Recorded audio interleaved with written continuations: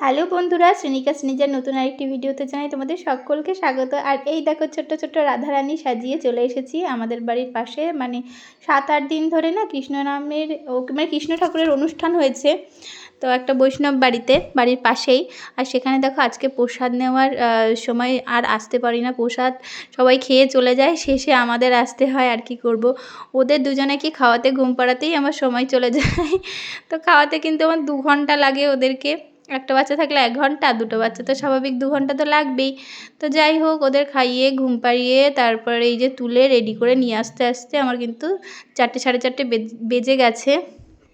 আর দুপুরের খাবার কিন্তু আমরা এখান থেকেই খাবো ভেবেছিলাম, তাই জন্য দেখো আমরাও খাচ্ছি, আবার মেয়েদেরও বসিয়ে দিয়েছি। আর এই যে ছোট্ট পুচকু রয়েছে, এ কিন্তু একদম বৈষ্ণব। তো ওদের বাড়িতেই অনুষ্ঠানটা হচ্ছে, ওর নাম গোপাল।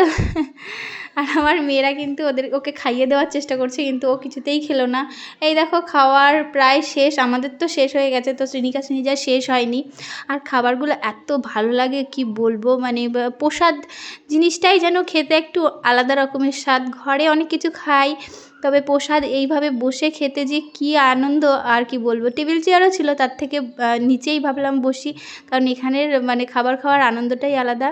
আর যতই মানে ভরা পেটেও না প্রসাদ যেন কি খাওয়া যায়। দেখবে তুমি ভাত খেয়ে এসছো, ঘণ্টাখানেকের মধ্যে তোমাকে যদি কেউ প্রসাদ দেয় তুমি খেতে পারবে, কিন্তু অন্য ঘরে খাবার কিন্তু আর খেতে পারবে না। তো যাই হয়, দেখো শ্রেণিকা শ্রেণীজাকে খাইয়ে দিচ্ছে একবার, আবার শ্রেণীজা শ্রেণিকাকে খাইয়ে দিচ্ছে একবার। ওরা কিন্তু কোথাও গেলে এরকমই করে, আবার কেউ কারোটা কিন্তু মুখে নেয় না, খাইয়ে দেওয়ার চেষ্টা করে। হ্যাঁ, ওখানেই বলতে হবে। ওলে বাবা, বলে খাও দিদিভাই প্রসাদ দিচ্ছে, খাও। খালি আমার বলছি বাসন কিছুই আমার নাই। আর হারমোনি খোল ঢোল এসব আমি আমাকে মন্দিরতে নিয়ে আসি না। তোমার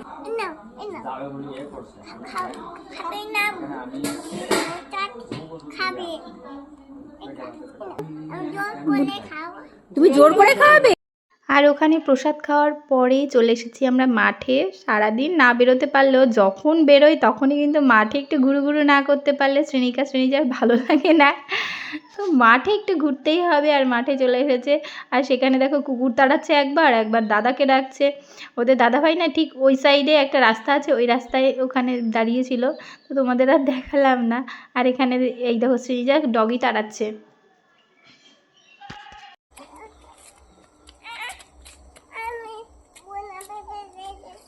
পেরে দেবে বুনুকে।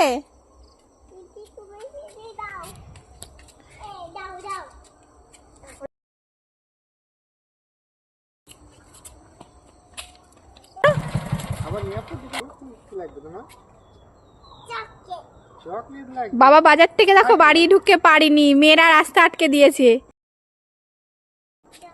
বাবা আনিনি খাবার, মা বাবার ব্যাগে দেখো আছে মনে হয় কিছু মিছু, ওই ব্যাগে দেখো, ওই ব্যাগে কি হচ্ছে। এই দেখো বাবা বাজার থেকে বাড়ি যেয়েও পারিনি, আর দুইজনে মিলে ধরেছে বাবাকে মাঝ রাস্তায়।